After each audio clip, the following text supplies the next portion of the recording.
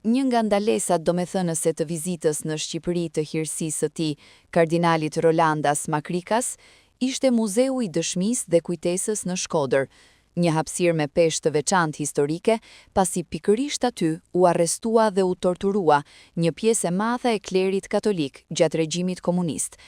Gjatë kësaj vizite, kardinali, i cili shërben në bazilikën papënore të Santa Maria Maggiore, u njoh nga afër me dëshmitë tronditëse të persekutimit dhe dhunës së ushtruar ndaj meshtarëve dhe besimtarëve laik. Në fjalën e tij, ai theksoi se largimi i njeriut nga Zoti sjell pasoja të rënda, duke nënvizuar se historia e vuajtjeve në Shqipëri gjen një pasqyrim të qartë në këtë muze. Abbiamo visitato un posto veramente triste. Kena vizituar një vend vërtet të trishtueshëm këtu tek Muzeu i Kujtesës. Na tregon dy gjëra, sporet e mizeria njerëzore.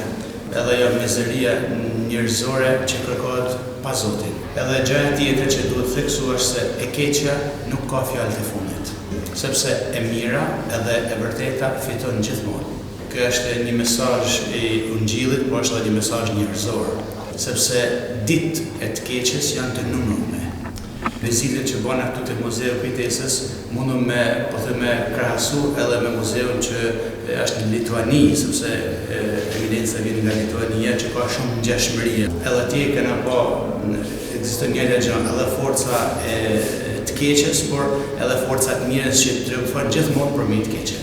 Edhe persona që kanë mbijetuar nga regjimi i Kosovës komuniste në Lituani, praktikisht atje kanë dëshmuar për gjithë këtë të keqe që është shkaktuar, por që janë një shembull se shpresa është më fortë se çdo gjë tjetër.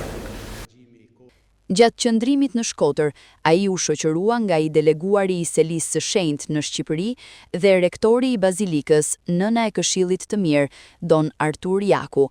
Kardinali e vijoi turin e tij me vizita në Varrezat Katolike, Muzeun e Katedrales së Shkodrës dhe atë Marubi.